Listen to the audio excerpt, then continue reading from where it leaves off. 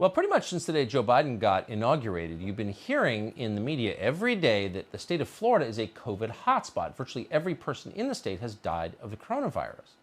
But suddenly you're not hearing that anymore. Why is that? Well, because the numbers are too stark to deny. In the last 7 days, Florida has averaged fewer COVID cases per capita than virtually any other state in the United States. It ranks 48th out of 50. Now the governor of the state, Ron DeSantis, has announced a special legislative session to ban COVID-19 related vaccine mandates, not just by the state, but by businesses throughout the state of Florida. The governor of Florida, Ron DeSantis, joins us now. Governor, thanks so much for coming on. So if you would, explain what this would mean and why you're doing it. Tucker, over more than anything, this is an individual choice. Your livelihood should not be dependent on whether you get a COVID shot, much less in the future if these mandates take hold, whether you get your yearly booster or booster every 6 months or whatever they're going to make you do. This is a personal decision. Number two, what Biden's doing is unconstitutional, and we have a responsibility as a state to fight back against federal overreach. But then number three, this is not good for the economy. This is just bad policy. You have a lot of businesses that actually need people, particularly in healthcare.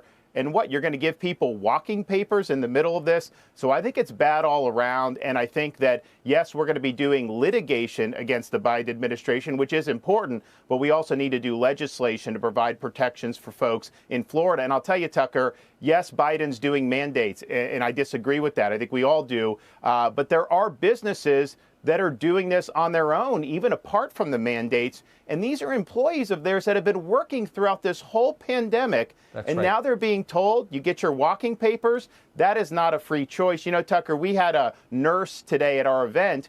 She has already had COVID, and she's pregnant right now. And so she says, I think this is something that I don't want to do. How is that something that you're going to deprive her of a right to make a living based on that very reasonable decision?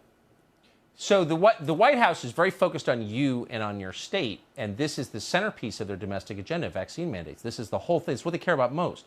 So if you openly defy them, I mean, are you expecting them to hit back, try to choke off federal health care money to the state, or do you expect some kind of confrontation with the Biden administration?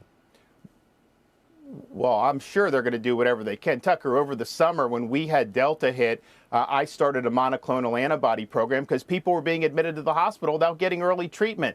So since we put that program in, our daily admissions have gone down about 90%. Well, as we were doing that, Biden tried to cut off the supply to Florida because this was working. And so I imagine they're definitely going to do something to try to hit back. But at the end of the day, do you want to protect people's jobs or do you not? And I'm going to be on the side of protecting people's jobs. And if Joe Biden wants to be on the side of causing people to lose their job, well, then we'll let him do that and we'll fight the good fight.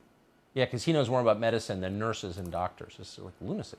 So the supply chain crisis is a real crisis. I think a year ago it cost $3,000 to move a container from Asia to the East Coast of the United States. It's now $20,000. So this is affecting every part of the U.S. economy. You say you have a solution or a part solution to this. What is it? So we have capacity at all of our ports. Remember, Tucker, they made a big deal about L.A. going to start doing 24/7. We always do 24/7 in Florida. We've got capacity, and all of our ports can offer these businesses good incentives if they reroute their ships. We've already had some ships rerouted. We expect to have more. But if you're going to sit off the coast for days on end, you might as well just bring it to Florida. We've got great logistics on the ground that can get it to market, and we're happy to be able to step up.